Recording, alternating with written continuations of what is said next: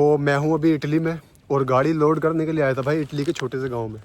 मेरे पीछे कंपनी है वो दिख रही है RDM, और ये कंपनी है पेपर की, जिसको बोलते हैं ना इंडिया में पेपर मिल है, तो वैसे ही है। अभी डॉक्यूमेंट्स लेकर आ रहा हूँ, गाड़ी तो लोड हो गई और जाना है जर्मनी जाना है। गाड़ी खाली होगी परसों फ्राइडे को। पता नहीं यार मेरी गाड़ी में क्या मुसीबत आ गई, नई गाड़ी है यार, फिर भी इसमें कोई ना कोई प्रॉब्लम होती रहती है। अभी 1 महीने में 2 बार सर्विस हो गई, इतनी सर्विस होती नहीं है कभी भी।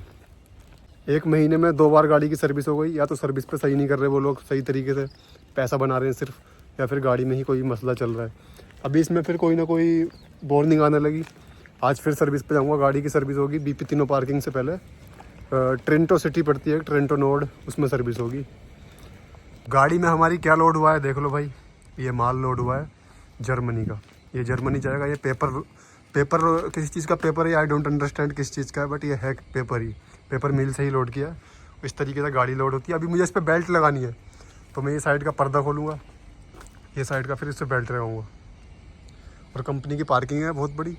जिस कंपनी में रैंप से लोड होगी गाड़ी, उस कंपनी के बाहर पार्किंग होती है मोस्टली गाड़ी, मतलब बेल्ट लगाने के लिए। और भाई ये इटली का गांव है। गांव देखो कितना खूबसूरत है, लोगों के घर बने हुए हैं इधर, बहुत खूबसूरत है, छोटा सा गांव। और चारों तरफ इसके पहाड़ है, चारों तरफ पहाड़ ही पहाड़ हैं इसके। इन लोगों की ज़िंदगी देखकर मुझे ऐसा लग रहा है कि काश मेरा घर यहीं पे होता भाई। इतना मन लग रहा है ना यहाँ पे। छोटा सा गाँव है और वो चर्च बना हुआ है, देखो ये रहा चर्च। जैसे अपने यहाँ मस्जिद मंदिर होती है, ऐसे ही इन लोगों का चर्च होता है। छोटा सा गांव है भाई, लेकिन गजब का है। सामने का व्यू देखो, कहाँ कहाँ लोग रह रहे हैं पहाड़ों के ऊपर। देखो मैं जूम करता हूँ, दिखाने की कोशिश करता हूँ। ये देखो पहाड़ पे घर बने हुए हैं, वो चर्च दिख रहा है तुमको, और जूम करता हूँ थोड़ा। ये देखो चर्च, ये वाला, कितनी ऊपर तक लोग रह रहे हैं। देखो बर्फ़ जमी पड़ी है ऊपर, बादल, भाई गजब का मौसम हो रहा है। तो भाई ये है। और ये इटली की गाड़ी खड़ी है, इटालिया लिखा हुआ है इस पर, देखो इटालिया, ये लोकल की कंपनी है कोई।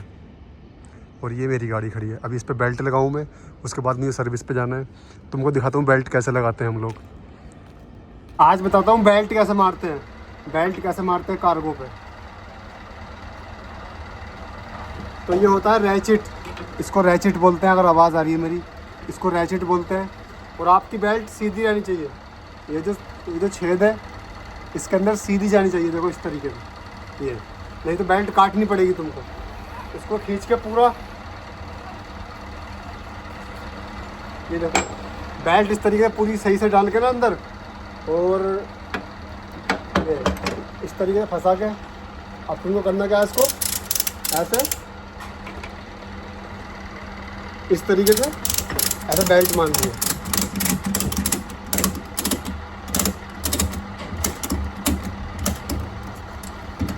ये बेल्ट लग गई। और जो बची हुई बेल्ट है उसको ऊपर को उठाओ और यूँ अंदर डाल दो ट्रेलर में। देखो अभी बेल्ट लग गई सही तरीके से। ये लॉक इस लॉक में चली गई नीचे को, इस तरीके से बेल्ट मारते हैं। इस तरीके से बेल्ट लगानी पड़ती है कॉर्नर लगाकर। अगर ये कॉर्नर नहीं लगाओगे और माल डैमेज हो गया तो ड्राइवर की जिम्मेदारी है। तो ये लगभग 17 बेल्ट अभी तक लगा चुका हूँ, और 3-4 बेल्ट और लगानी है मुझको। तो भाई देख लो, ड्राइवर को इस तरीके से ध्यान रखना पड़ता है हर चीज़ का, कैसे कार्गो सिक्योर करना है कैसे नहीं। बेल्ट बहुत लगानी पड़ती है कभी कभी होता है 4-5 महीने में एक बार, नहीं तो 12-13 बेल्ट यूज़ होती हैं। अभी इस तरीके से ट्रेलर खोल कर तुमको बेल्ट लगानी पड़ती है। 17 बेल्ट लगा दी, बाकी 3-4 रह गई हैं, उन्हें भी लगाते हैं। पर्दा बंद करते हैं पहले आगे से, पीछे का खोल के फिर पीछे वाली बेल्ट लगाएंगे। बट ये सुकून है, मज़ा आ रहा है। जगह खुली जगह है, पार्किंग अच्छी है, और मौसम भी बढ़िया हो रहा है, हवा चल रही है। आने वाले टाइम में बहुत गर्मी पड़ेगी इटली में।